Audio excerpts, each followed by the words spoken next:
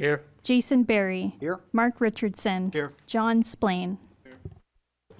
This time I'd like to appoint Mr. Splain as a full voting member for the evening. First item is approval of the minutes of April 16, 2025. Anybody have a motion? So moved. Motion made by Mr. Berry, seconded by Mr. Rhodes. Any discussion? All those in favor, raise your right hand. Opposed or abstained?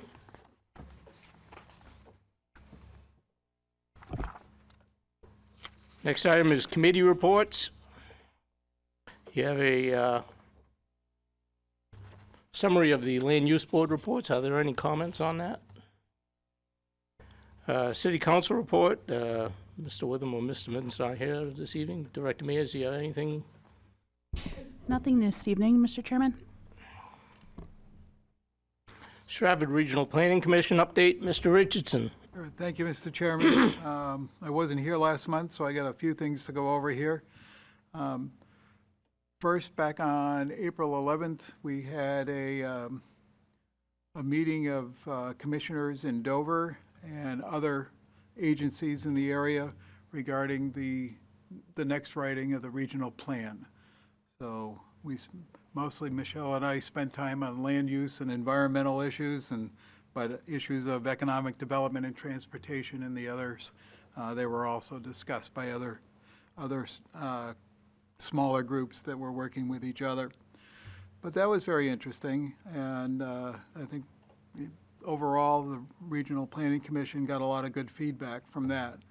And then, let's see, on April 18th, we had a meeting up in Rochester regarding the status of childcare in our region. And I was very surprised to learn, we learned a lot, but one of the biggest thing I took out of that is the average cost of childcare for a year in this area is over $16,000 per child. That's a lot of money considering all the other expenses people have today for housing and food and clothing and utilities and all of that. That's a large one. And one thing that was said, actually was said by two people that was really kind of saddening, is that their decision to have children depends upon child care and whether they can afford it or not. And that was coming from a couple of individuals of a younger generation, certainly, than me. But I found that particularly disturbing for myself. Let's see, we had the opportunity, I think my last report, I mentioned the 3 items that were coming up for review for the regional 10-year plan for transportation, and all of those 3 plans in order of highest score. Top score was the Madbury Road Phase 3 project in Durham, and then the Farmington sidewalks and crosswalk project for their downtown area. And third was the Newmarket sidewalks and a walking bridge that would connect to the sidewalks. So those things, 3 items in that order, were moved on towards the 10-year plan, and we'll see what happens to them. Fourth, we along with the Regional Planning Commission, and I worked one of the 2 days, we did a downtown parking study here in our parking lots in the downtown area, and that was a worthwhile venture. So that's my report for now. All right, thank you very much, Mr. Richardson. At this time, I'd like to appoint Mr. Barden as also a full voting member for the evening. Eyes on 30 to 2030 Committee, Mr. Berry. Thank you, Mr. Chair. Still looking for direction from the chair of the Eyes on 30 Committee. We have not met since before the new year, so looking for direction from them. Yeah, thank you. Housing Committee, Mr. Horton is not here. Director Mears, do you have anything to add to that? The Mayor's Housing Task Force is going to be meeting on June 18th, and Stratford Regional Planning Commission will be attending that meeting. All right, thank you very much. Next, we move on to old business. Is there any old business that may come before the board this evening? Director Mears. None this evening, Mr. Chairman. Thank you. Next, we'll get into new business. Before I start, I'd like to ask everybody to please turn off or mute your cell phones and electronic devices. Also, if you care to speak this evening, come up to the podium, speak into the microphone, and state your name and address or your affiliation. If you need to stray from the podium, please use the portable mic, which is provided next to the podium.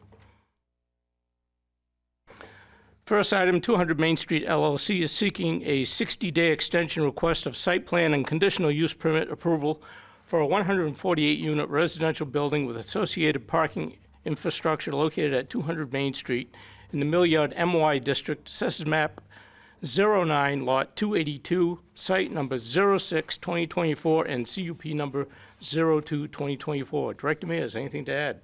Yes, thank you, Mr. Chairman. The site plan and conditional use permit for a 148-unit residential development was conditionally approved by the Planning Board back in September 2024. The Planning Board has approved the request for a 60-day extension to address the conditions that must be met prior to final approval. The applicant is working with the alteration of terrain for approval of that, and they're requesting another 60-day extension.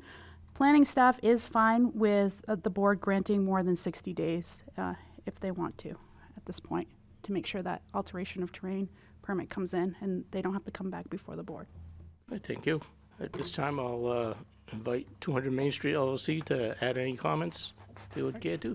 Thank you. My name is Neil Raposa. I'm with Civil Consultants here on behalf of 200 Main Street LLC. I just wanted to come before the board and kind of give you an update of what's happening on our end and the efforts we've made.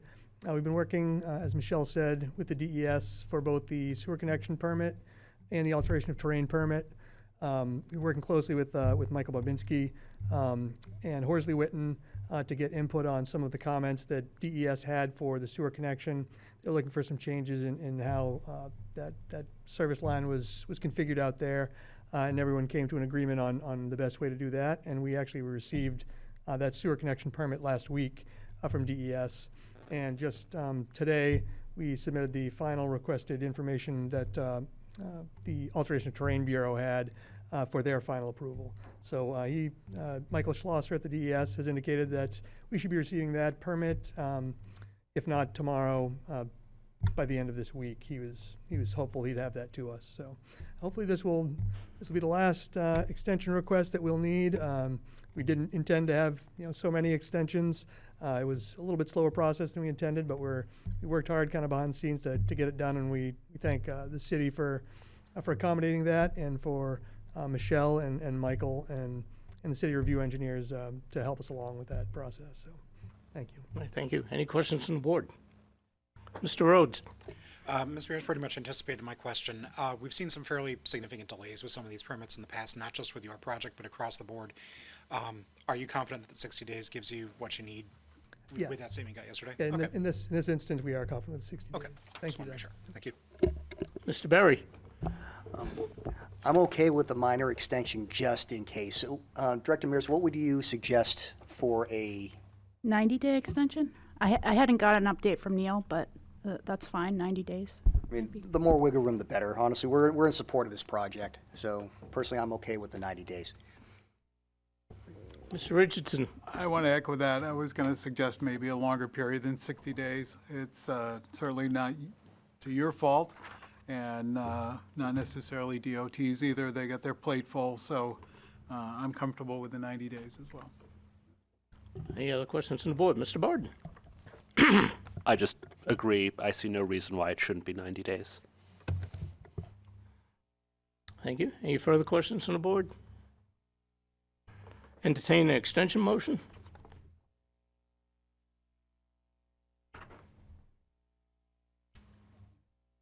Mr. Barden?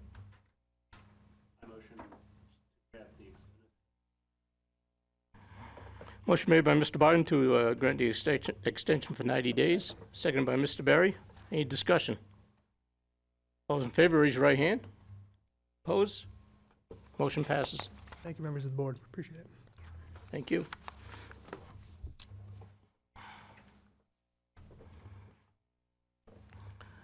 Next under new business, item B, Hanson Corner Realty LLC is seeking a site plan amendment to make revisions to parking and other site infrastructure on a property located at 375 Route 108 in the Commercial Industrial CI District, Assessors Map 58, Lot 05, Site Number 08-2021. Director Mears, anything to add? Yes. In March 2021, the board approved a site plan for automobile sales of new and used tractors, motor vehicles, recreational vehicles, and snowblowers, lawnmowers. The applicant is seeking approval for a number of alterations from the initially approved site plan. The first is to remove requirement to install grass island along West High Street frontage. Remove green space shown in the front of the building, replaced with 5 parking spaces. Relocation of the equipment security holding area. Removal of parking spaces along West High Street for product display. Add 3 shipping containers for storage, and dumpster fencing. The property is located in the Commercial Industrial District. There is no proposed change in use from the existing automobile sales use. This property is also located within the riparian and wetland buffer district. So there are some rules regarding no chemicals, including pesticides of any kind or fertilizers of any kind except those specified in RSA 483B9 2D as amended. Time to time shall be applied. Rock stumps and other root systems shall be left intact, and no natural ground cover or trees shall be removed, except for a footpath to water as provided. There is a waiver request from Table 4A3, line 15 of the zoning ordinance to allow for the storage of the storage boxes. So that's something that the board should consider. And this is, application is complete and ready for the board to take action. Right, thank you much. Entertain a motion for application acceptance.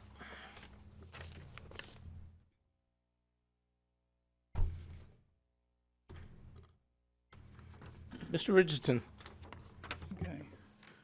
I'll motion that the application of Hanson Corner Realty LLC for site plan amendment, I'm sorry, I'm reading the wrong one, for site plan amendment be accepted as completed. Motion made by Mr. Richardson. Second by Mr. Rhodes. Discussion. All those in favor, raise your right hand. Opposed? Motion passes. This time I'd like to invite Hanson Corner Realty to make their presentation. Thank you, Mr. Chairman, members of the Planning Board. John Chagnon from Haley Ward Engineering Firm representing the applicant, Hanson Corner Realty, and Rolly Janatos from Hanson Corner is here tonight, if there should be any questions for him. I think the staff did a great job in preparing this memo for you tonight. I wouldn't add anything else, except there are 2 waiver requests. The second one being for a number of parking spaces. So we ask you to take the vote on both waiver requests. It's a pretty simple plan revision. They've operated the site for some time, and they want to make some changes to keep their operations running smoothly. The staff has recommended approval with stipulations, and those are acceptable to the applicant. So unless there's anything else that you want me to go over, I think short is better, and we look forward to answering your questions and asking you for your approval here tonight. All right, thank you. At this time, I'd like to open public hearing. Does anybody else in the audience have a comment on this application? Director Mears, is there any correspondence concerning this application? None this evening, Mr. Chairman? Seeing none, close public hearing. Turn to questions from the board.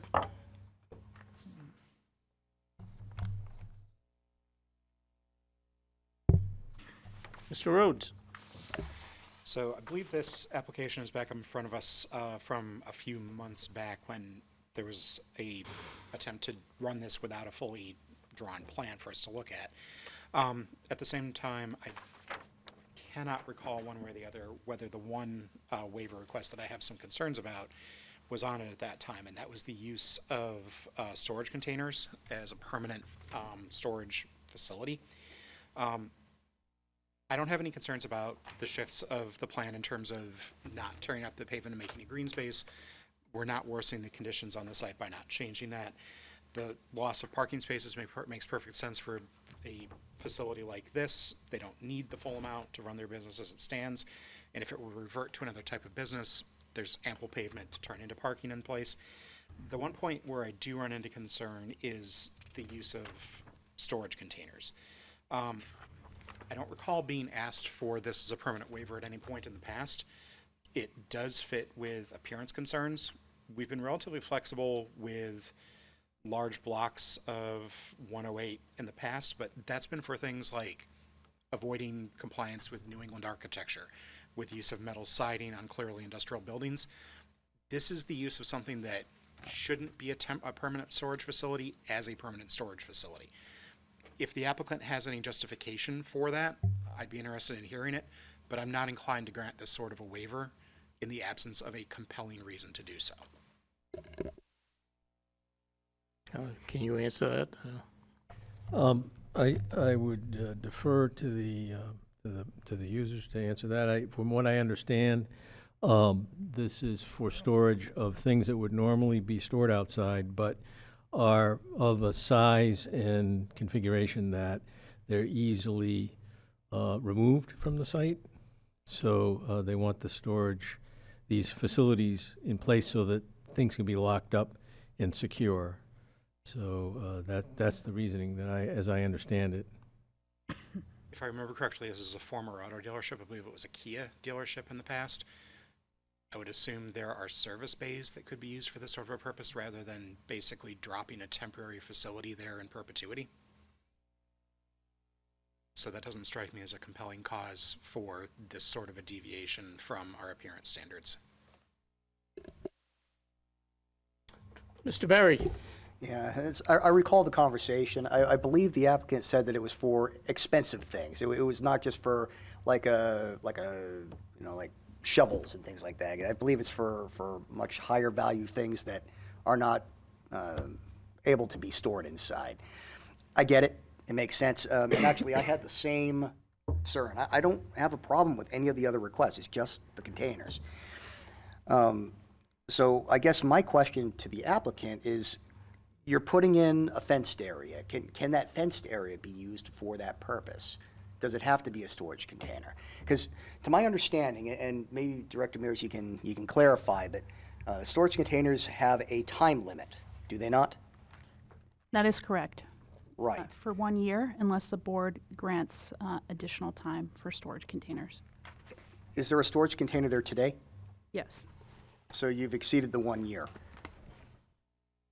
2. Thank you. Okay. All right. So we need to talk about that, right? We're coming up to a term where they have to make a change. So either we grant it or we abolish it, right? Correct. Yes, it's a code enforcement issue at this point. Okay. I'd like to hear what the others have to say about this. Thank you. Any other comments from the board? Mr. Richardson? Yeah, the same issue. I was kind of wondering why not maybe a permanent building or structure to be put back there. If I recall correctly, they're 8 by 24, but whether it's the drawing or whatever it is, they seem to be progressively getting larger, moving from the bottom towards the top right-hand corner on the drawing. So I'm not sure whether that's my eyes or whether that's, I don't know, that one on the top there seems to be awfully long, and I realize it's anyway, that's a separate issue. I just don't want to be put in a position of voting for something that's maybe in the drawing is not exactly accurate here. But I struggle with it, to be honest with you,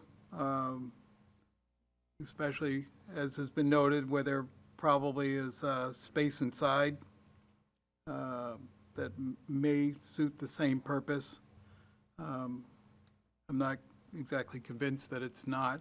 So that's my, first of all, the other thing I want to say is that the property has been tremendously improved just by doing the paving and its appearance from the street on both sides, both from West High Street and from Route 108. So I appreciate that very much. I guess I've touched all my bases on it for now. Any other questions from the board? Question for the board. that I want to, like to address. If you want to state your name and address and speak to the mic, please. Raleigh Genados, 161 Clement Road in Rollinsford. I'm the building property owner. Jeremy, I think you posed a question, or Jason. Is there room in the bays to put this equipment? And right now there is not. As far as putting it in the holding area, these are new equipment implements that go to whatever tractors or whatever. So the theory was to keep them undercover. So just to address those two questions.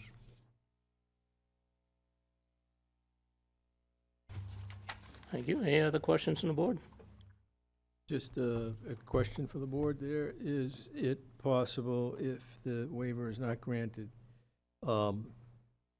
he could come back with something more permanent, like a lean-to or other enclosure, possibly? Dr. Mears? Yes, he could come back for a site plan amendment? Yep. Okay. And then, would it be possible to say that this storage area, the fence might be extended to incorporate that without having to come back for an amendment if the motion was to fail, or would that we have to come back? We would need a minor field modification submitted so we could see where that fence is going to be Yep. in the material. So that would be the next And the steps. storage trailers are the same size. It's a visual, as the pavement line kind of goes like that. It looks like, it does look like they're different size. Yeah. I'll give you that. Thank you. I just have a question on the storage units. According to this, they would apply to only Patriot Tractor as a tenant. Yeah, I think that's the purpose, is the existing tenant, so you could condition, if you were to grant a waiver, on the storage units going away if the use changes. Any other questions? Mr. Richardson? I'm just concerned about, even if it is just for this current tenant, I'm just concerned about the message that sends to others, that, you know, if we extend temporary trailers beyond the 1 year limit, then others are going to ask for the same thing.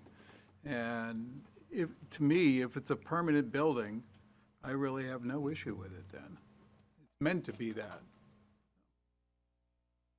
Mr. Rhodes? Very similar sentiments as Mr. Richardson. My concern is setting the precedent.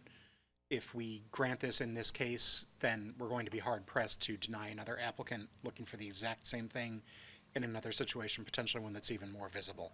I'd also like to note that extension of a fence, if the concern is security, and placement of a permanent cover, if it's to keep these things out of the weather, either of those would not raise these kinds of concerns with me. It's the fact that we're talking about a clearly industrial temporary solution being used as a permanent solution to a problem. Mr. Barton?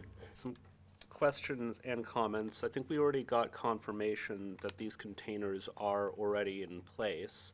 Just next to them to the southwest is an equipment, accessory, and storage area with a proposed vinyl fence. And that storage area is larger, 20 by 40.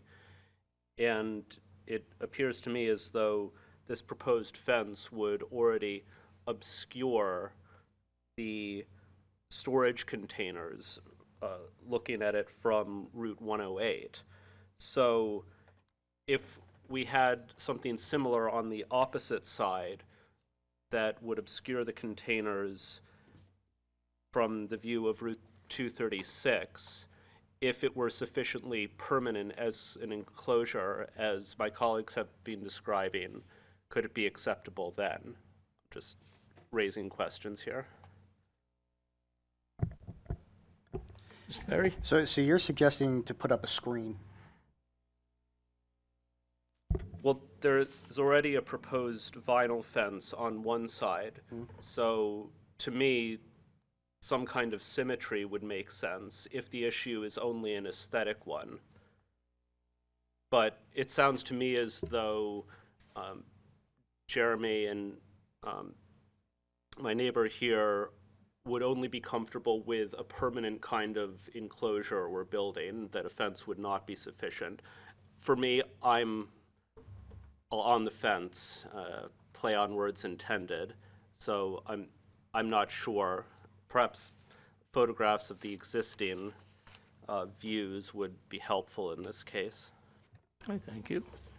Any further comment, Mr. Rhodes? Just to respond to that question, to me, that wouldn't be sufficient. We're talking about use of a temporary structure here for a permanent purpose. And to me, that's the heart of the concern here, why a waiver is necessary for something like this. They're given a year for a storage container, I would presume as a construction mechanism, temporary solution while something more permanent is being put into place.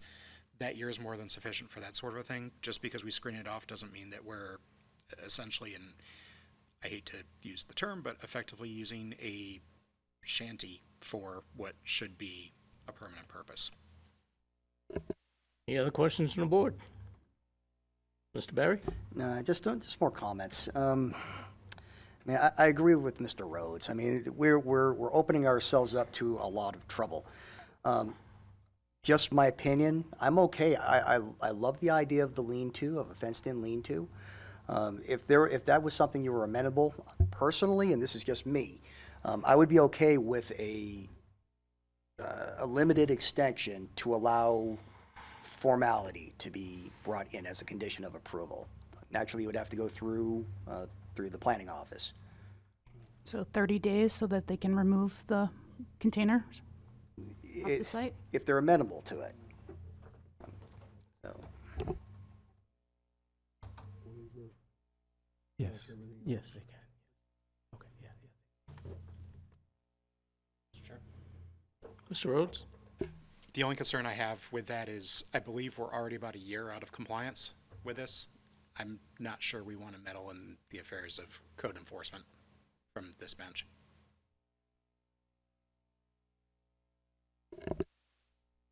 Mr. Barden?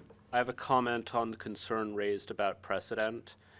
If we stipulate that a permanent enclosure is a reasonable mitigation of the aesthetics of an industrial area, as long as that standard is strictly enforced for anyone else who would seek a similar storage solution on their site, I think that's reasonable as long as we apply it consistently, and I think that somewhat mitigates the concern. Thank you. Any further comment? All right, seeing none, we'll turn to entertaining a motion for regional impact. Mr. Rhodes?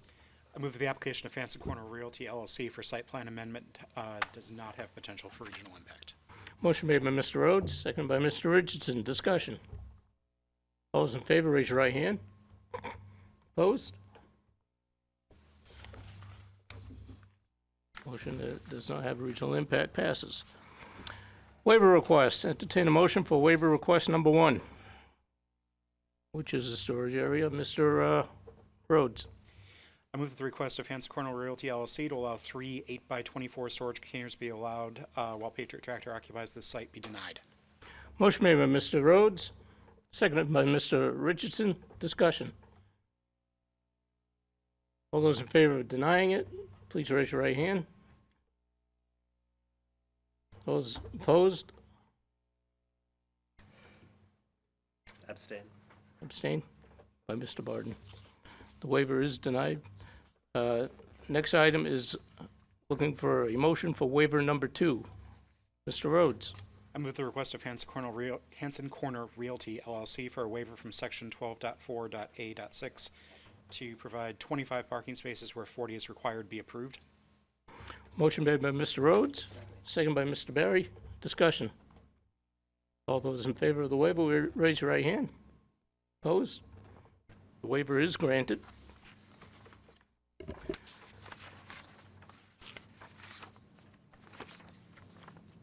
Next, I'd like to invite Director Mears to go over conditions of approval. Yes, thank you, Mr. Chairman.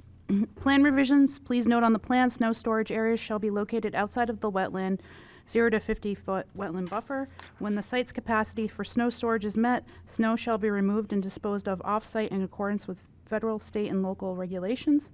There shall be no parking of recreational vehicles, trailers, equipment, or automobiles on unpaved surfaces. A copy of the completed stormwater inspection and maintenance log shall be provided to the Department of Development Services annually on or before July 1st. This is an ongoing condition of approval noted on the final plans. All landscaping shown on the plan shall be maintained, and any dead or dying vegetation shall be replaced in a timely manner as long as the site plan remains valid. All outdoor lighting, including security lights, shall be downlit and shielded so no direct light is visible from adjacent properties and roadways, and all parking area lighting shall be equipped with a timer and shall shut off no later than 10 p.m. each day and remain off until the following evening. Dumpster on site shall be screened from the view from the public way and located on an impermeable surface per Chapter 11A. Any unused or discarded automobile parts or equipment located in the open area outside an enclosed building must be screened from view. The backflow device shall be tested annually twice. Within the no-build vegetated buffer 0 to 50 foot, there shall be no storage of hazardous waste and substances, including but not limited to road salt, de-icing, chemicals, herbicides, pesticides, or fertilizer. Limestone may be used within 25 feet of the reference line of any property. And there shall be no dumping or disposal of snow, ice collected from roadways, parking areas from outside the district. The fire lane and access as shown on the plan shall not be reduced or encroached on by product display. All right, thank you. Any comments by the board on the conditions? Entertain a motion for site plan amendment. Mr. Rhodes. Move at the request of Hanson Corner Realty LLC for a site plan amendment to make revisions to parking and other site infrastructure on a property located at 375 Route 108, site number 08-2021, be approved with the conditions as stated by city staff. Motion made by Mr. Rhodes, seconded by Mr. Berry. Discussion. Mr. Richardson. Where does that leave the permanent structure? Director Mears. What's the next step? The applicant will have to come back with a site plan amendment. Depending on the size, it could be a minor site or have to come back to the planning board for approval. Thank you. Further comments from the board? Those in favor, raise your right hand. Opposed? Motion passes. Thank you for your time tonight. Thank you.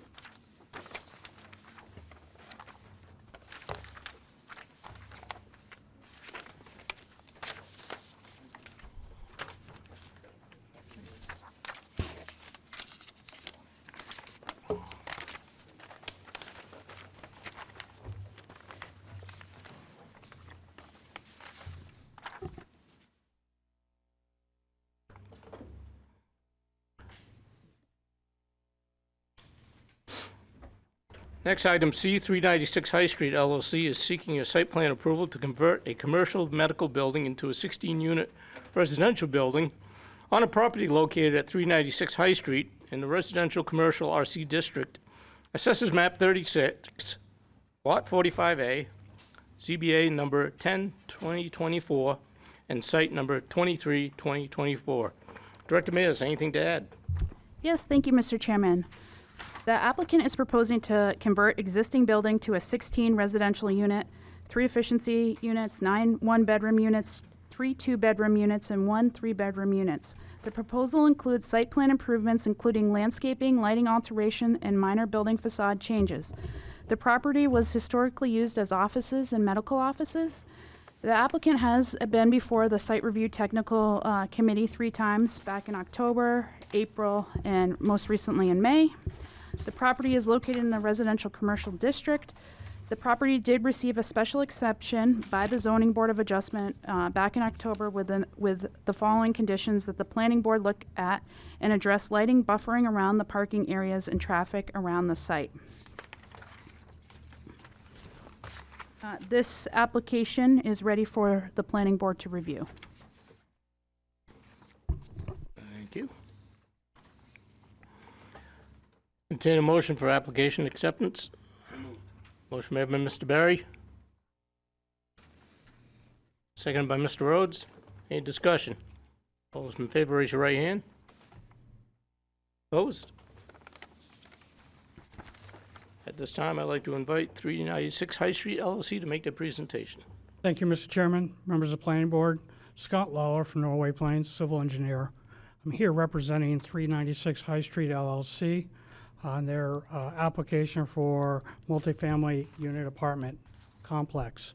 With me tonight is Mark Smith from 396 High Street LLC, as well as Roberta Woodburn from Woodburn and Company, the landscape architect. As the director has indicated, this is tax map 36, lot 45A. It's a 1.81 acre parcel. It's located in the residential commercial zoning district. It's currently a vacant 10,180 square foot medical office building. I believe it, I know it was operated by Frisbee Memorial Hospital or its associates, and it's been vacant, I believe, since 2021. It currently has a driveway access from High Street and 2 driveway accesses from Stackpole Road. There's approximately 47 parking spaces on the site. That's 36 in the lower lot and 11 on the upper lot. I say approximately because the property line kind of cuts through a couple of the parking spaces, but what has sort of been designated as the applicant's parking spaces were 11 on the upper lot. The property is also encumbered by an access easement from the abutting lot, lot 45C, that runs parallel and along the essentially the easterly property line that's there in perpetuity for the abutting lot to have access across this property to gain egress and access to Stackpole Road. The proposal is to repurpose the building to construct multi-unit apartments. As Director Mears did indicate, this received a special exception from the Zoning Board of Adjustments to allow for the multi-use in the RC zone. As the director indicated, it's 16 apartments. There will be 3 efficiency units, 9 one-bedroom units, 3 two-bedroom units, and 1 three-bedroom units located within this structure. Generally, there is very minor exterior changes resulting from the conversion from the medical office building to an apartment building. There's going to be some additional windows installed in some of the locations, and there's 2 exterior doors that are going to be added that will provide access to individual residential units. As part of going through the SRTC and working with staff, we've revised the existing parking lot, the lower parking lot off of Stackpole Road, to remove 5 additional extra parking spaces that are not necessary. And this was done to allow the ability to provide more green space and provide more space for landscaping and to install a board fence, a 6-foot-high board fence. So that'll help with screening from the parking lot to the residential properties located on the other side of Stackpole Road. To further address some of the concerns that came up during the Zoning Board of Adjustments hearings, the applicant is proposing to install a lockable swing gate that'll prevent the tenants from the apartment buildings from accessing the lower southeasterly driveway access onto Stockport Road. We have placed this lockable swing gate in a location so that the emergency and personnel and equipment can still access through the parking lot. There will be a knockbox key associated with the lock, but essentially it'll prevent the residents and tenants from utilizing that exit out of the southeasterly corner of the parking lot of the Stackpole Road. There'll be some signage for do not enter to make sure that's adhered to. There's on the site plan, we're depicting 2 very short walkways that provide access in addition to the sidewalks that are in walkways that are currently on the property. Woodburn and Company has done a update to the existing approved site plan, landscaping plan that was done in 1996 as part of the last site plan that went through the Somersworth Planning Board. And it includes new shade trees along Stackpole Road in the parking lots, new evergreen screenings from the parking lot and the school property, all new landscaping, foundation landscaping, as well as landscaping around the signs, the existing sign out there, essentially bringing it to match or bring it up to the 1996 site plan approval, along with the changes that aforementioned to the parking lot. We've also proposed a 6-foot-high opaque fence that'll be installed essentially on two sides of the lower parking lot off Stackpole Road, again to help soften and prevent car headlights from shining across the street. We, as part of the application, we have submitted a waiver to the Class B buffer along High Street. There's for that small section of the parking lot that's up at the upper level, and that's included in the application. In addition to other site features, we've added a lockable bike rack, a picnic table for the residents to enjoy some outdoor space. The dumpster location will be located in the rear of the building where it had been previously located when it was a medical office facility. But we have added a 6-foot fencing that'll be installed such that it prevent visualization of the dumpster from Stackpole Road. The location of the existing building and the elevation changes makes the visibility of the dumpster from High Street not possible. In regards to the existing lighting, currently out there are some halogen light poles that are set at roughly 20 feet tall. So as part of the application and proposal, we're having those fixtures removed and the poles removed and replaced, and we've lowered the fixture heights down to 16 feet. And we're replacing the halogen lights with LED lights. In addition to them being more energy efficient, they're also a lot better for controlling the light illuminations as they spread from the fixture. So we've provided, as part of our site plan application, a lighting plan that depicts the illuminations to ensure that we adhere to the 0.1 foot candles at the property lines, and that was included as part of our application package.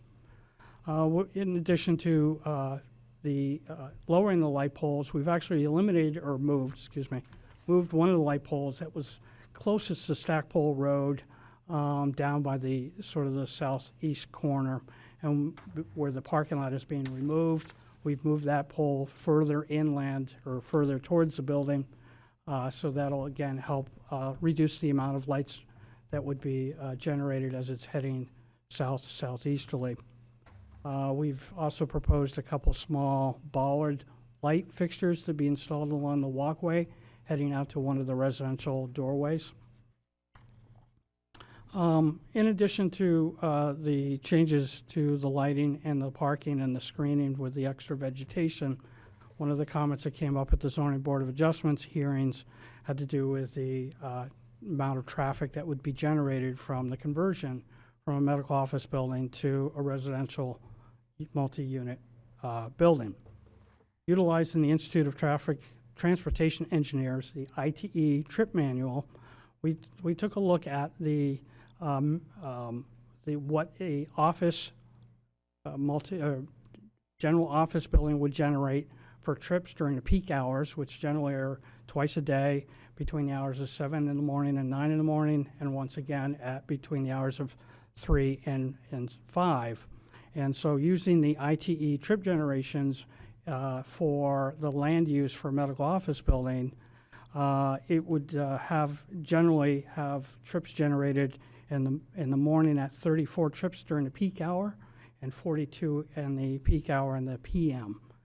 When we've compared that to a multifamily apartment structure with 16 units, those peak trip hour generated drop significantly to 6 during the morning trip generations and 8 in the afternoon trip peak hours. So it substantially lowered. We did look at the overall trips per day, and in both cases, in the weekend and weekday, the trips dropped approximately half to 2/3 of what they would be for the medical office building when look at the total day.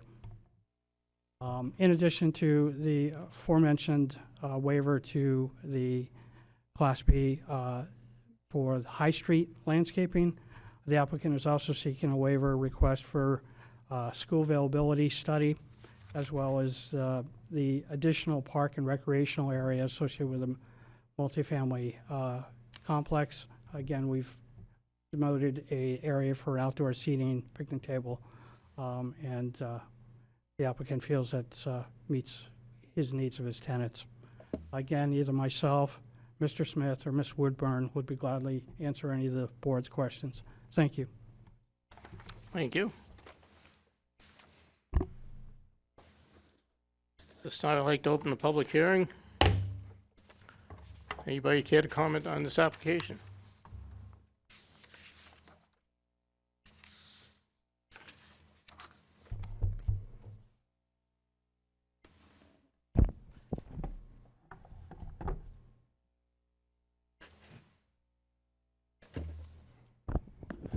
Good evening, Chairman, members of the board.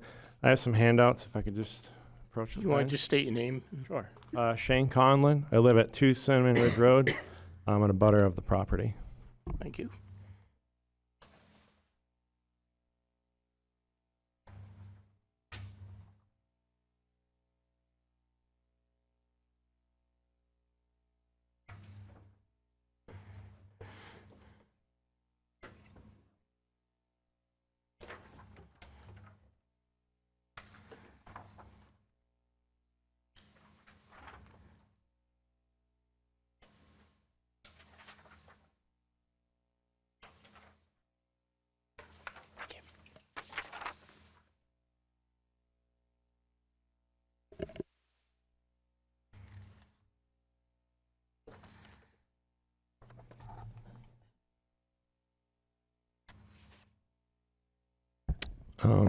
So you guys hopefully got the packet that I had provided earlier this month, just with some comments regarding this project.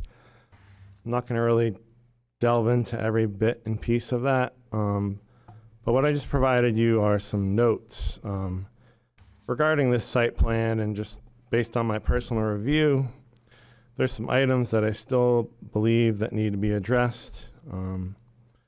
You know, I know the developer met with SRTC multiple times. If you look at the minutes, they were asked to potentially move that egress along the easterly side of the lot to comply with site plan regulations, and to install a Class B buffer, which still does not exist on any portion of the property. Despite the language used in the Class B buffer exemption that they're seeking. Kind of go down the list here. I'll just kind of go through it quickly because it's a little long. But after reviewing the site plan, I'm asking that it's denied based on the information provided herein. As you guys are aware, there is a list for application to be considered complete and reviewed by the board. It needs to have a location plan with a 3,000-foot radius with zoning district designations and boundaries. Existing zoning districts and special overlay districts need to be included. A list of all variances and special exceptions granted by the ZBA. They did include the special exception that was recently provided back October 2nd of 2024. But as I provided the lot history in that packet you got earlier this month, there's been also more variances provided for this lot. One of the variances was the lot setback.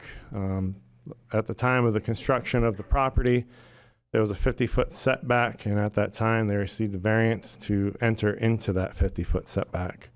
The site plan regulations require that all of those are stated in the site plan, and they are still missing. Another item is identification and classification of soil types, identification of species of existing trees with a caliper greater than 12 inches, locations and dimensions of parking and loading areas, access points, and roadway right-of-ways.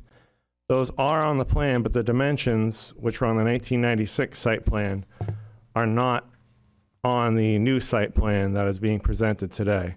If you look at the 1996 site plan, the driveway along the easterly side of said site plan might not be on the one I provided because that was the landscaping sheet, but it has the dimensions of the right-of-way, including the length and the width.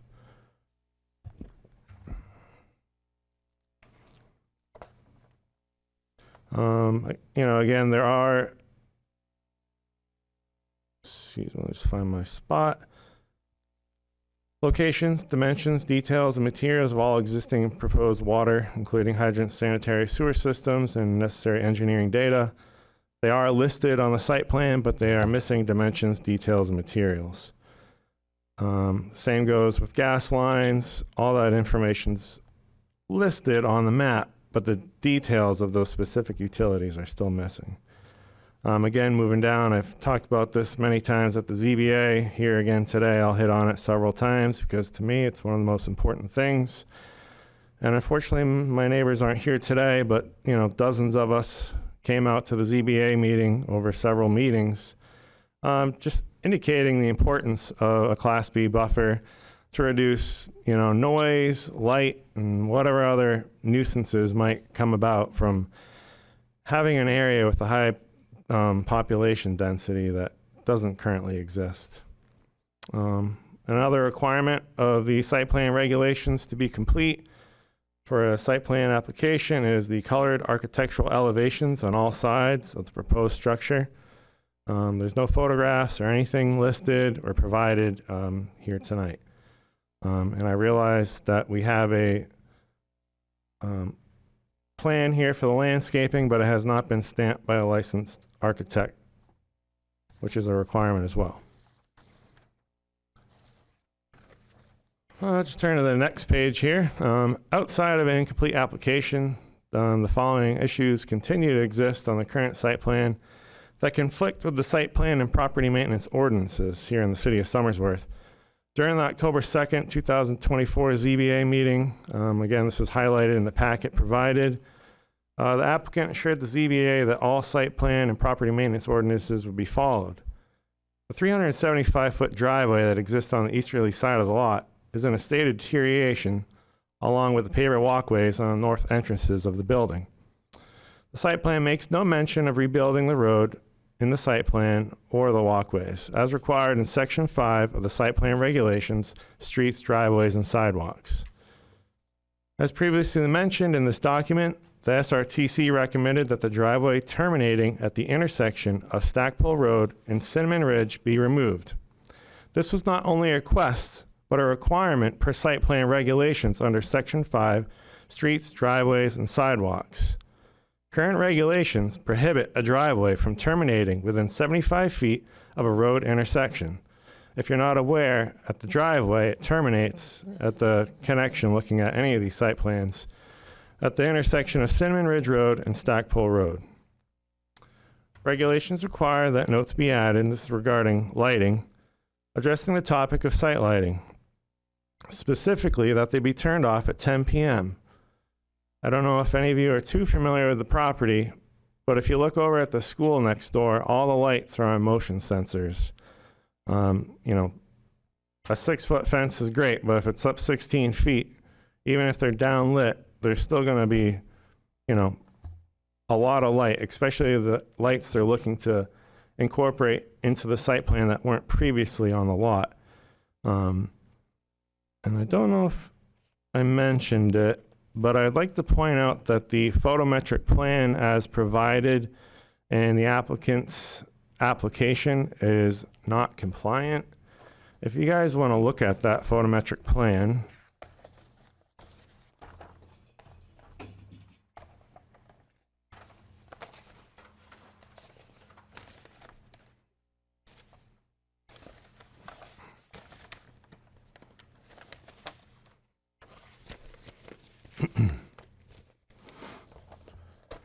Oops.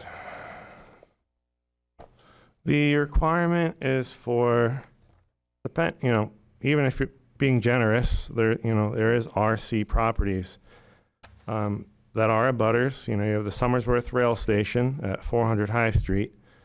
The site plan regulation requires that at the property line, at most, would be 0.2 foot candles. I see 0.3 and 0.4, so it's clearly that the lights either need to be moved or dimmed down to be compliant with site plan regulations. The other thing I wanted to note is, if you guys are looking at the lower lot with my house across the street, I'm very happy that they moved that lower light pole where the landscaping is going to be, but there are a lot of new lights on the lower lot, but for some reason there's not a single light on the upper lot, which is making me wonder, why do we need so many lights at the lower lot if there's no lights in the upper lot? The previous site plan had a light pole there, and it's currently capped after a vehicle struck the light pole. But, I'm just wondering why we have so many lights if we don't have any lights at all in the upper lot. And while we're looking at the photometric plan and the waiver for the Class B buffer, the applicant mentioned that, adding a buffer in that area where some of the most intense light readings are would be out of character with the neighborhood. And really, it's tough to say that when this whole project is just out of character in the neighborhood. So this will be the second largest apartment complex in any residential zone in the city of Somersworth. The next one will be 18 unit. We're only 2 units away from matching the largest apartment complex here in the city of Somersworth in a residential community. And that's during the ZBA. One of my things is, when you look at a small snapshot of where the property is, it's really hard to tell what the existing community is like. That's why the site plan regs require a 3,000 foot radius of a map, which is not provided here in a requirement for site plan regulations. So just going back to the landscaping, I'm not saying that they plant green giants that might mature to 40 to 60 feet someday, but as Mr. Barry mentions all the time here, just being a good neighbor, figure something out to at least soften that front part along High Street. I'm sure the people across the street would certainly appreciate it. I know they're not here tonight, but as somebody that's looked at this plan a lot, I think it's important to at least get to as close to a Class B buffer as possible if it's not physically possible on the site.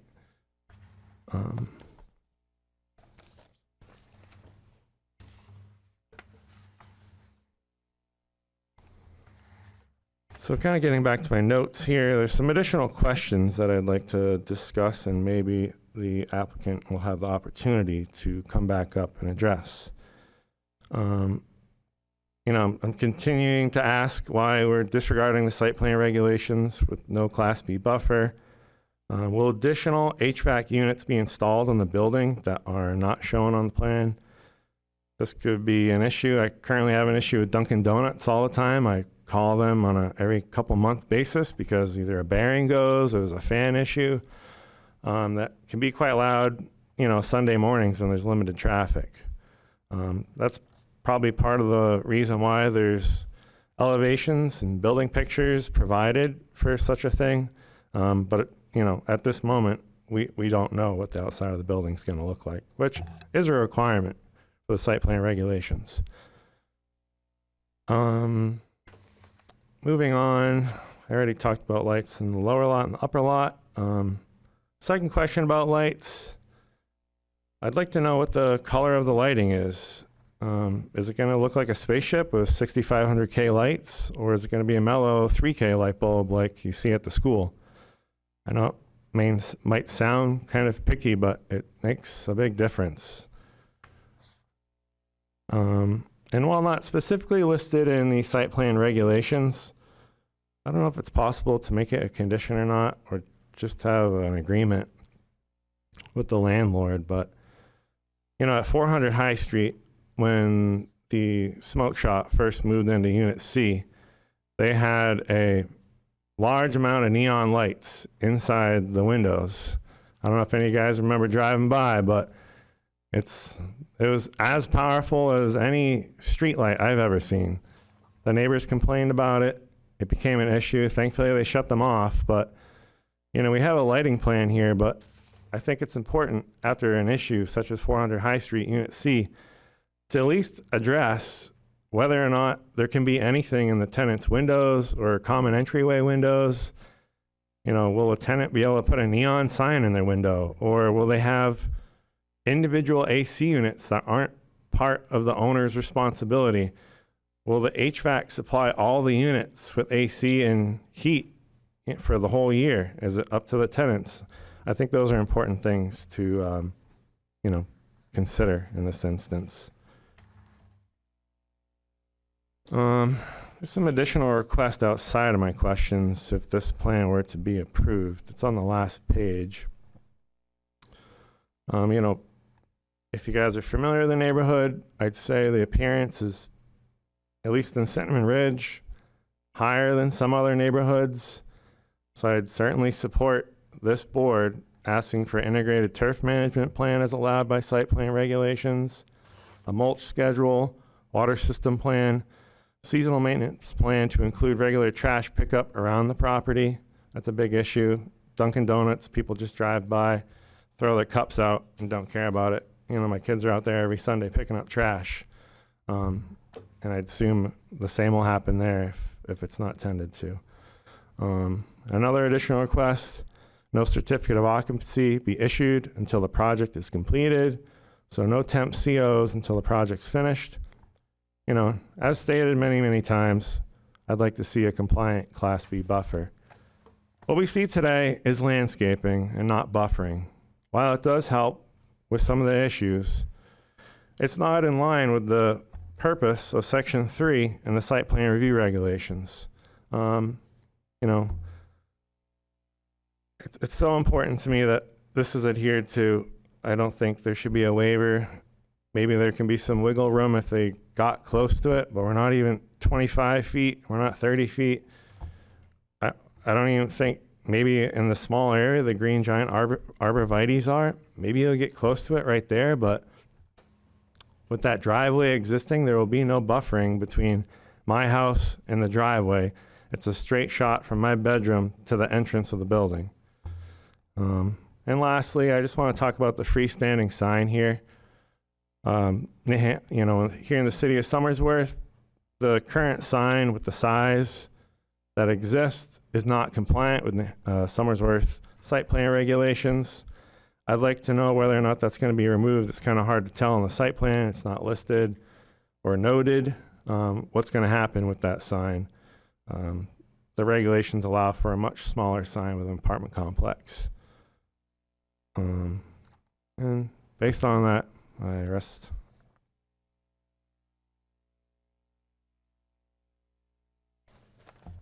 Thank you.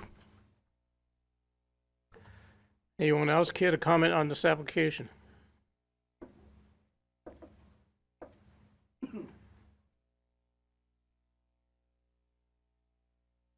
Jim Banhart, 8 Cinnamon Ridge Road.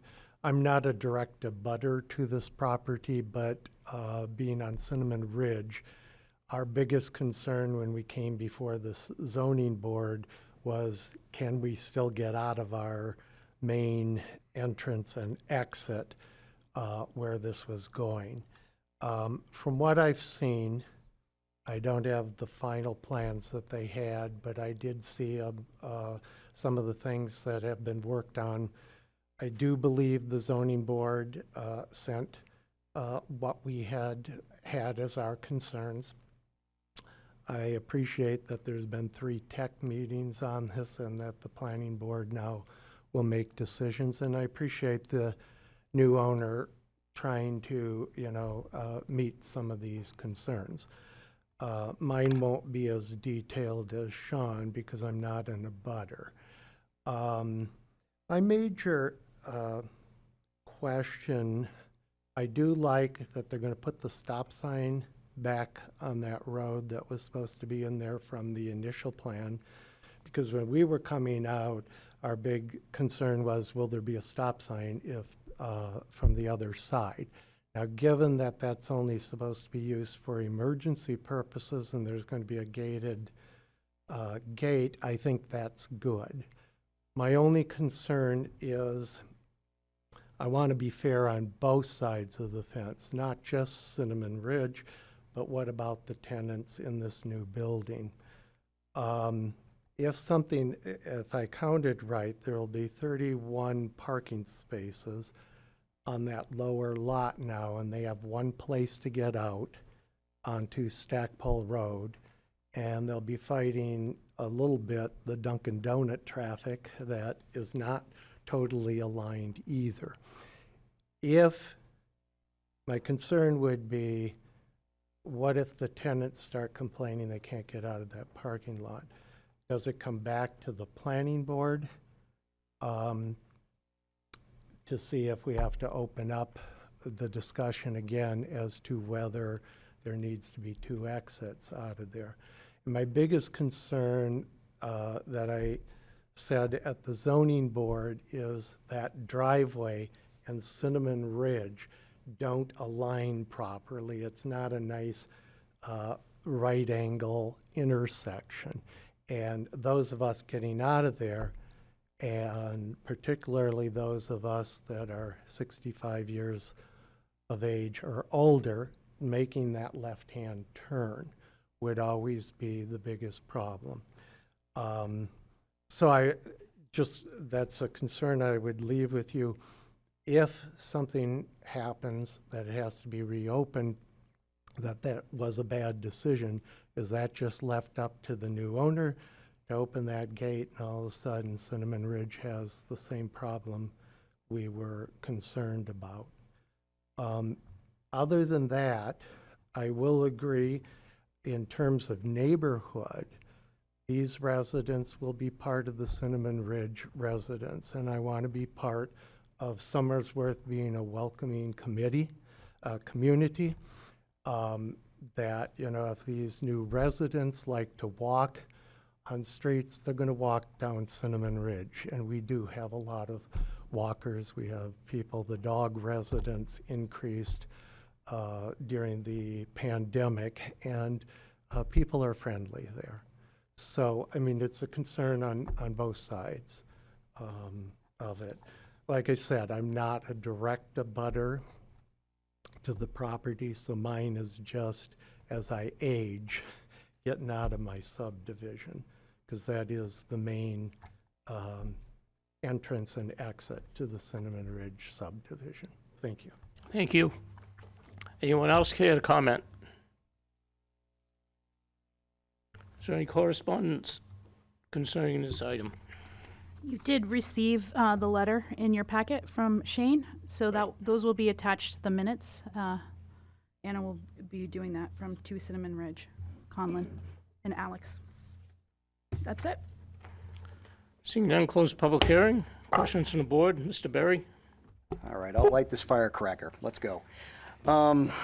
Okay, before I get into all my comments, first to address the abutters. Okay, guys, I get it. You guys are really kind of afraid of the unknown, right? It's coming. It wasn't that long ago where I live on Green Street, directly across from Meadow Way. And so when I bought my house about 10 years ago, it was an open field. It was very tranquil. We loved it. Then one day we had a developer knock on our door and said, hey, we want to build across the street from you. And at the end of the day, they built 4 single-family homes and a number of townhomes. I was terrified. And I was thinking, geez, what's going to happen? The street, probably about, I don't know, maybe 100 feet away from my front door. Literally the exact problem that you have. And I was really worried about how it was going to impact my home and my quality of life. The developer was great. At least with me in particular, it was a good experience. And now I have many new neighbors, no new friends yet, but many new people, and they become a part of our neighborhood, right? Similar to the same situation that the last abutter mentioned about. So we don't want to make your situation worse, and I want to be the first person on this board to tell you, we are not doing this to make your life worse, right? But we have to be cognizant and open-minded that the developer has the right to develop their property. But I can tell you, I'm not a big fan of burying an applicant with busy work. To me, I see a lot of the things that have been requested as things that, honestly, I wouldn't request that of any applicant. For example, right, a lot of the things here are on the existing, the existing plot, you know, things like utilities. I do agree, some of the things like the identifying trees bigger than a foot, I like that. You know, if there are historic trees that are worth keeping, yeah, sure, let's mark them. But the big deal to me is that it's a pre-existing lot, guys. This building has been here as long as I've been alive. I'm 40, okay? It's never had a buffer yard, ever, okay? Everything this applicant is going to do is going to improve this site. It may not be quite to the standards that you might be looking, but it is a significant improvement. That said, I also agree, I counted 31 above for parking spaces and 31 below. That's not a lot, guys. I mean, even during peak traffic, I mean, we got the Dunkin' Donuts to worry about. That's the bigger problem. You know, if the tenants aren't happy waiting at that light, I'm sorry, that's their problem. They chose to take an apartment right at an intersection. So I can tell you, the gate's not going away. I'm not going to authorize that gate or that entrance to be closed. If that's a fire access, it has to remain open, okay? It's in the plans, all right? As far as the lawn and mulch plan, I'm not for it. I'm not going to go for that. However, as a co-founder of the Don't Trash Somersworth group, I 100% support that there be some initiative to make sure that their site is clean, okay? Keep that trash off of there, because you're right, you know, Dunkin' Donuts is going to contribute to that. Wind will blow, it will find its way on. Being a high visibility site, that really needs to be a priority. Let's see if there's anything else.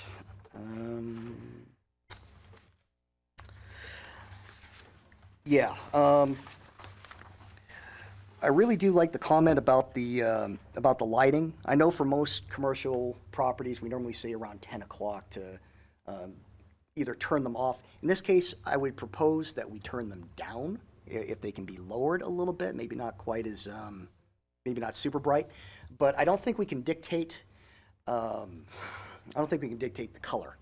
I don't know if that's something that we have the right to dictate. Maybe that can be clarified for me. Yeah, beyond that, I'd like to hear what everyone else has to say. Thank you. Any other comments from the board? Mr. Richardson? I've got a couple, and I'm not going to go over what Mr. Berry said, but for the most part, I'm in agreement with him. So, but I do have a couple other questions, and I bring this up a number of times. You mentioned that the proposed location for the dumpster is where the trash was picked up by the previous tenant. Is that correct? To the best of my knowledge. Do you know what kind of dumpster they had? Did they have a rollout dumpster, or did they have a standalone dumpster that To be honest. had to be picked up right from where it was? Yeah, Mr. Richardson, I don't know what the existing looked like. I was involved with the site plan in 1996. Shows that I've been around a while. But I do know it was proposed there, and it was, but I don't know what Frisbee used for type of Okay. dumpster. My reason for asking is because I'm looking at the amount of space you have from where the dumpster is proposed to where the road is that goes back there for the access for emergency vehicles and whatnot. And say you have a 10-yard dumpster back there. Today's dumpsters and the trucks that pick them up, first of all, they vary in size. And I always encourage people to contact whoever your hauler is going to be. I'm not sure you have enough room for that truck to make a turn to get in there. It's recommended that front-load dumpsters have a 70-foot depends on what you read, but generally 70 foot. 60, I mean, I've read 65, I've seen 85 feet, but generally I think 70 feet is safe for a dumpster to be able to come into that straight to pick it up. And I don't think you've got 70 feet there. So, you know, I'm not sure what you're considering for a dumpster, but, or how often during the week you're planning on it getting picked up, but I really think that that's something you ought to look at, because you may not have enough room to make that turn to get in there. You need at least a 78-foot or so turning radius, so just something to think about. I worked in the industry, I still do, so I know a little bit about dumpsters and trucks, and that's why when I see something like that I think is questionable, I'm just suggesting that you'll contact your hauler and have somebody come down and see whether they can do that or not, and what other arrangements you can make. The other thing that I look at, and this gets to the neighborhood in specific, where the crosswalks are across, you know, crossing Cinnamon Ridge and the front of the driveway there, people are going to be walking. I go down that road frequently, and I try to avoid it when, you know, before school is opening up and when school is getting out, because there are a lot of people walking there and traffic and whatever else. But I'd really like to see some kind of a push-button light crossing system there, where, similar to what we have on Indigo Hill Road. Push the button, the lights flash, people know they have to stop. I would like to see that, but I'm also concerned about traffic congestion coming up to the light on High Street. So I agree with you. I don't think the traffic is going to be significantly worsened one way or another during those peak hours. But I'd still like to see some better safety plans in there. And I'm not sure who's responsible for that, but some safety plans in there for that, those two particular crosswalks there. I think for me, you know, I don't have a problem with the landscaping plan. And if I read it, you counted 31 and 31, but I believe you were planning on removing some of the parking spaces. Is that correct? And even with that, you have space there for guests to park, so they're not parking on the street, and that's something in this day and age I appreciate, that they're not going to be parking on the street. So those are my three comments. Mr. Chair, if I can just add one thing to Mr. Richardson's comment. Director Mears can add more comment to it as well, but the applicant has had discussions with Director Beninsky about possible contributions to the city of Somersworth to address crosswalks in particular. And the applicant has agreed to provide a cash donation that would be placed into a fund that would go towards upgrades to the crosswalk systems within the city of Somersworth, mostly on High Street, but in other places to help address the city's look going forward and dealing with pedestrian safety. I can address that too, Mr. Chairman.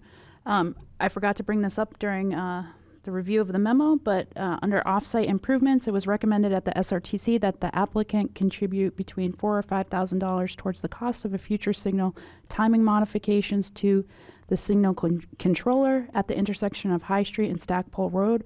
This development will increase foot traffic at this intersection and may accelerate this decision by city officials to either prohibit right turn on red from Stackpole onto High Street, or to make the pedestrian signals exclusive when anyone is called up to add enhanced pedestrian safety. Either option requires programming of the signal controller and coordination with other signals to account for likely longer intersection shutdown modes. The cost for the signal controller modification will be between $5,000 and $10,000, depending on the level of modification needed. The applicant has agreed to pay up to $5,000. Planning board should determine the final amount. Mr. Rhodes. Just first to say that I echo a lot of the concerns that, or comments that Mr. Berry and Mr. Richardson made. Wanted to note for the abutters, some of the changes that are being proposed on this site. The applicant's going to fairly great lengths to try to reduce light spillage, particularly from cars, the emplacement of fences, as well as the landscaping plan, which I know contains a number of very good species and is a fairly dense planting. So I think that will cut down headlight spill onto the property a good bit. Locking off the entrance that is directly opposite Cinnamon Ridge should reduce traffic in that space to effectively zero, where it's only emergency vehicles that are able to get through. And that should allay some of the concerns about the slight offset that's there, as well as the amount of traffic that would be generated out of there. One piece that Mr. Conlon brought up that I hadn't heard a response to, and I would like to know what the plans are, is the sign that's on the property. It is very large, and while I don't think it meets the legal definition of an attractive nuisance, it has attracted some interesting graffiti over the years. Wanted to hear if there are any plans to do anything with that sign. I'll yield to Mr. Smith.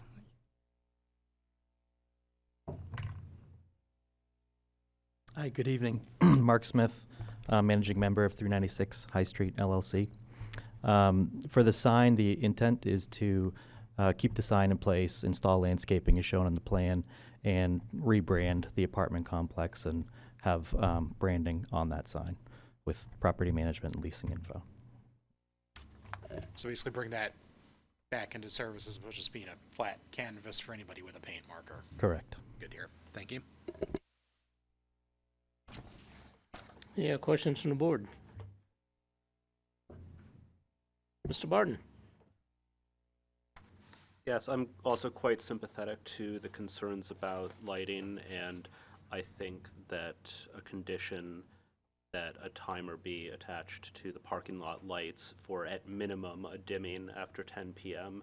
is completely reasonable.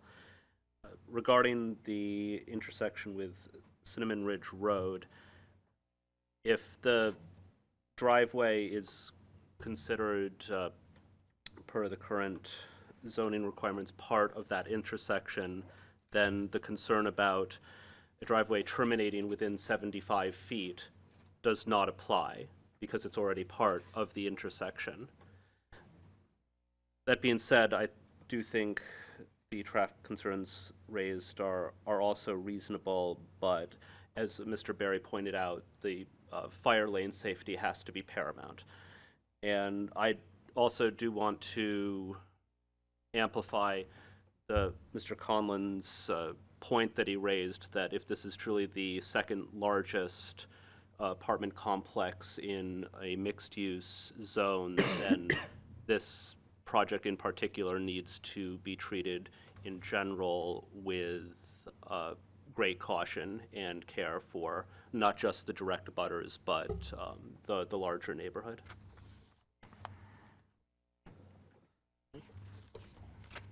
Mr. Rhodes? Apologies for going back for a second bite at this, but one other piece that occurred to me that I wanted to raise. The current waiver that we have for buffer yards only applies to the High Street side of the lot. So it does result in, I believe, a compliant buffer apart from that space. Regarding the placement of one at High Street, although I think there's a good motive behind wanting to see one there, there's also a good reason for one not to be placed there, and that's the fact that it is High Street. So we're dealing with a very high traffic street near a light on a hill. And placing a buffer there, whether it of vegetative or a permanent construction form, is going to hurt visibility there, particularly for anybody trying to make a left turn out of there. That, I think, raises a safety concern. So as much as I'm always going to advocate for plantings on a site, visual improvements on a site, if it gets somebody killed trying to make a left out of there, probably not worth putting a tree. So just wanted to raise that point as well.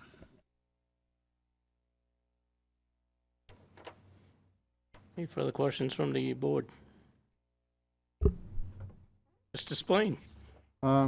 I do have a question when it comes to the light on the north part of the parking. Since it's part of the property line within it, there is no like detail that is going to be some kind of sort of lights.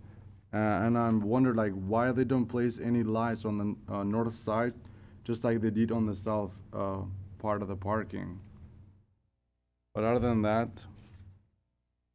Can you answer that? Essentially, we hadn't shown any illumination on the north side because very little of that parking lot is actually on the applicant's property. And there essentially isn't a light up there. I guess Mr. Collins said that there used to be one there. I wasn't aware of that. So essentially, we weren't adding one because we weren't changing the conditions up at the northern parking lot. you said it's 11 parking space, right, on the north side? That's correct. I mean, I would like to see, because I have a pole right in front of my house. I like lightning in the properties, you know, to increase visibility and crime and all that. But other than that, that's my only concern.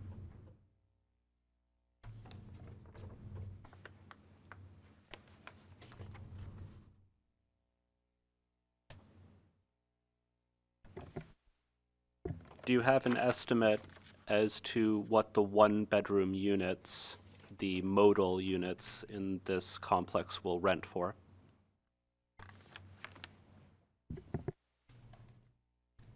So the starting price for the efficiencies will be around $1,400, and the three-bedroom unit will be around $2,400. And the square footage of each varies. So there's no standard, I guess, for a one bed or two bed. But that's kind of the range, $1,400 starting price. Thank you. For context, that's pretty consistent with what the series of apartment complexes on Main Street rent for as well.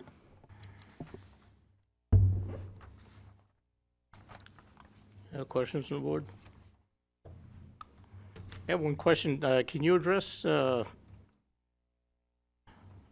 of the abutters said that you promised certain things during the ZBA meeting? I was not at the ZBA, Mr. Chair.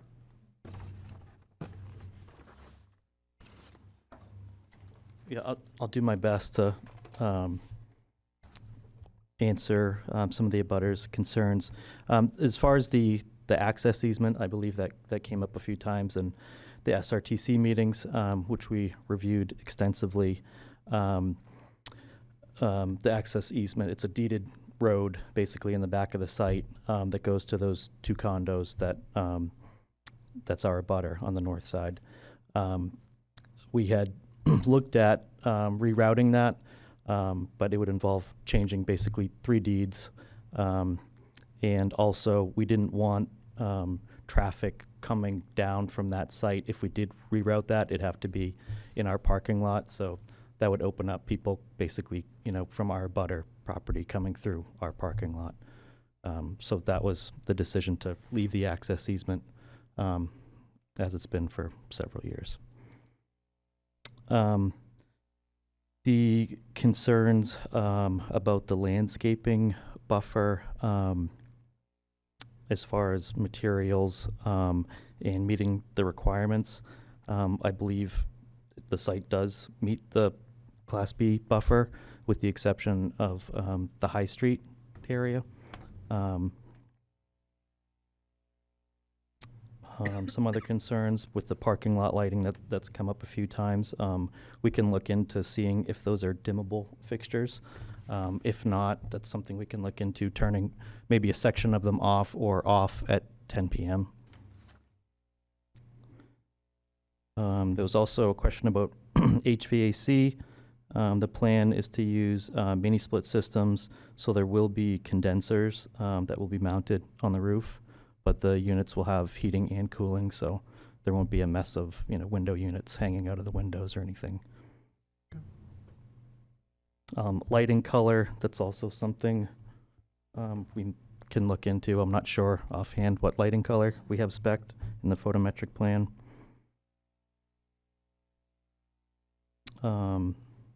And the site maintenance, once the building is up and running, we will have property management on site weekly, picking up trash, doing landscaping, obviously mowing the lawn once a week, and keeping the area looking good and free of trash.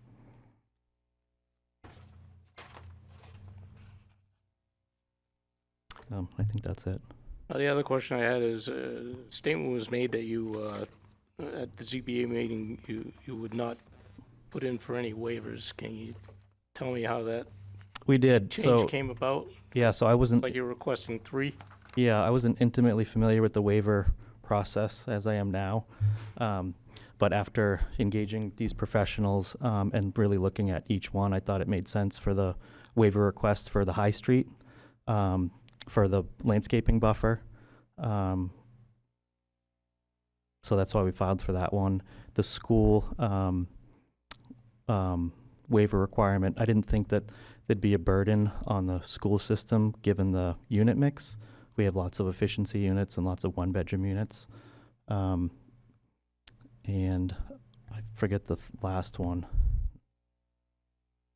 Oh, the last one was the recreation area. So we did add in the most recent plan in the back of the building a seating area for the residents with a picnic table. But we didn't want to create this big recreation area in the back where it abuts the school. So this all came about after flushing out the application further? Correct.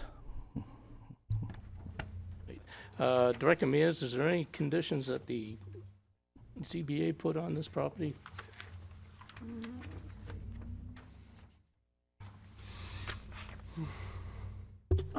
It was a special exception, and the condition was that the planning board look at and address lighting, buffering around parking areas and traffic around the site. All right, thank you. Any other questions from the board? Mr. Barden? Are you able to address Mr. Conlon's specific concern about restricting internal lighting from the tenants? Yeah, neon lights. Yeah, so right now in our standard leases, we have some verbiage on window treatments. They all have to be white window treatments. You can't have any signage displayed in your window. But we can add something to the effect with no neon lights. That's not something we want either, to be candid. We don't want to drive by our asset and see all these neon lights. So that's something we can look at as far as adding it into our lease template there. Glad to hear that. Thank you. Any other questions from the board? Okay, thank you. Entertain a motion for regional impact. Mr. Richardson. Yes, I'll make a motion that there is no regional impact. Motion made by Mr. Richardson. Second by Mr. Berry. Discussion. Those in favor, raise your right hand. Opposed? Motion passes. Entertain waiver request number 1.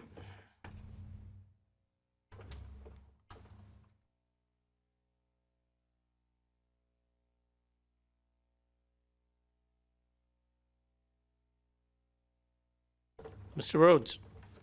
I move that the request of 396 High Street LLC for a waiver of section 12.6.d of the site plan review regulations requirement to provide a Class B buffer along the High Street frontage only of the property be approved. Motion made by Mr. Rhodes, second by Mr. Berry. Any discussion? All those in favor, raise your right hand. Opposed? Entertain a motion for waiver request number 2. Mr. Richardson. I move that the request 96 High Street LLC for a waiver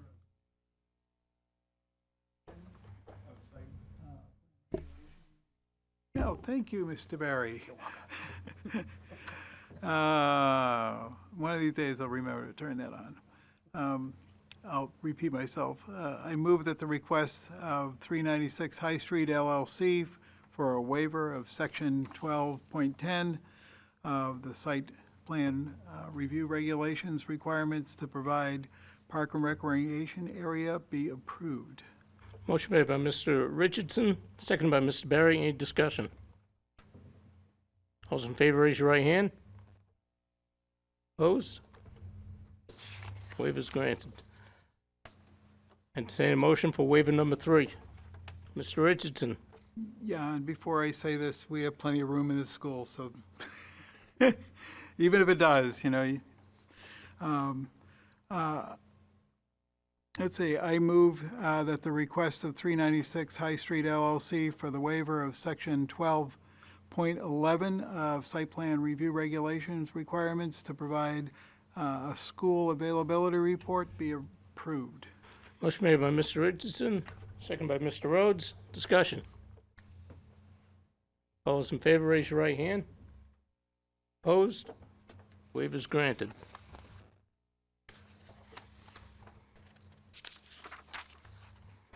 This time, I'd like to invite Director Mears to review the conditions of approval. Yes, thank you, Mr. Chairman. Number 1, plan revisions, please include the following notes on the plan. Landscaping shall be maintained in good condition, and any dead vegetation shall be replaced within 1 year. Dead vegetation shall be replaced with the same plant material unless written permission from the city planner is received. All outdoor lighting shall be located on-site, and the mounting of outdoor lighting shall not exceed 20 feet in height. Please revise the stormwater management systems inspections and maintenance manual. Section 2.2, Maintenance Construction 1, please either provide erosion and sedimentation control details on sheet C2 or update the reference. Conditions that must be met prior to final approval. The final plan shall bear the stamp and signature of the engineer, licensed land surveyor, and landscape architect.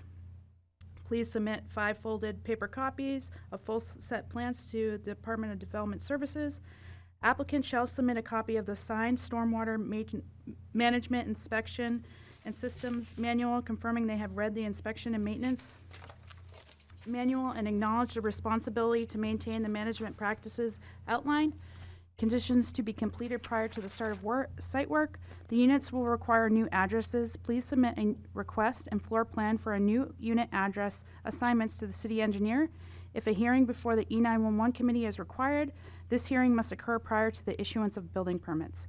A performance surety in the amount agreeable to the Department of Development Services, but no less than 25% of the cost of site construction determined by the engineer's estimate of construction value will be established for on-site erosion control and site restoration prior to any site work and off-site improvements. If all site work is completed as proposed, this account will be refunded.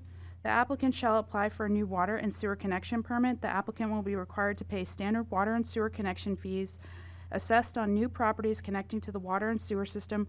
Water fees will be based on the size of the water meter needed, and the sewer connection fees will be based on the estimate of water used in equivalent number of bedrooms. Erosion controls shall be properly installed on site prior to any construction. Erosion controls shall be properly maintained throughout construction. Any breaks or breaches shall be repaired within 48 hours of the storm event. Landscaping survival surety. 10% of the total cost of the landscaping, or a minimum of $500, whichever is greater, shall be held for a period of 2 growing seasons to guarantee the survival of the landscaping installation. Conditions applicable during and after construction. Building plan shall bear the stamp of a certified fire protection engineer licensed in New Hampshire to certify compliance with all egress, emergency lighting, smoke, heat, and CO detection systems, fire alarm monitoring and reporting systems, fire suppression systems, and any other fire protection or related life safety systems required by national and New Hampshire code. A copy of the completed stormwater inspection and maintenance log shall be provided to the Department of Development Services annually on or before July 1st. This requirement shall be an ongoing condition of approval and noted on the final plans.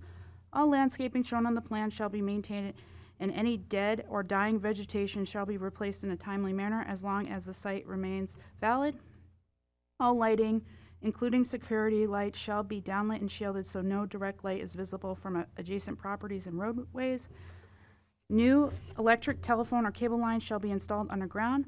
The parking lot shall be restriped prior to the issuance of certificate of occupancy. Prior to the issuance of certificate of occupancy, the applicant shall provide a contribution towards the future signaling timing modifications for signal controller at the intersection of High Street and Stackpole Road in the amount of $5,000. And as-built plans will be required. Thank you. Any comments from the board on the conditions of approval? Mr. Mr. Rhodes? Two other conditions that we had discussed but were not in this list. One was lighting in the north lot. I believe there was a reference to a capped-off light pole that had been struck there. If one was on that side of the lot, I think it would make sense to require that to be replaced and then added to the plan. Also regarding dimming or turning off of the lights after 10 p.m., I would think that would be a condition to be added, that the lights either be dimmed or turned off for at least pole-mounted lights as a condition of approval as well. So I'd like those added as a condition. Okay. Any other comments from the board? Entertain a site plan motion.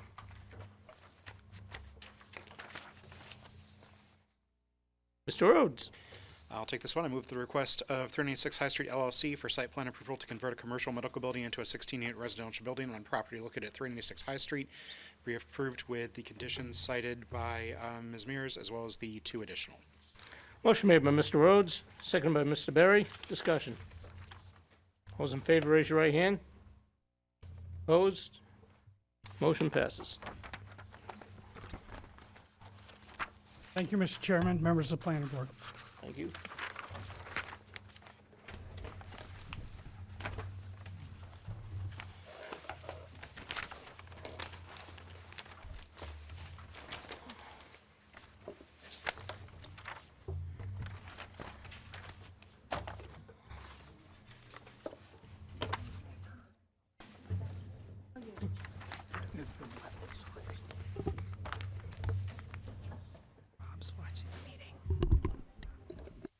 Director Mayor, is there any new business that may come before the board? None this evening, Mr. Chairman. Item 5, workshop business, election of officers.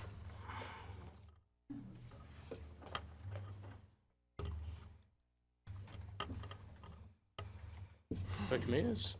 Yeah, so it looks like it's that time again to elect officers. We have.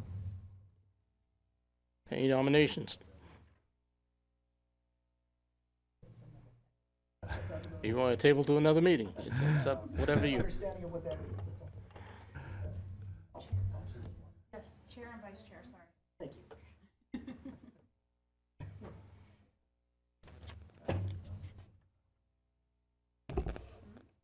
you. I'd like to nominate Ron LaHoulier as chair. Motion made by Mr. Berry, Seconded. seconded by Mr. Rhodes. Sorry, Ron. Any discussion? Okay. All those in favor, raise your right hand. No. All those opposed and abstain.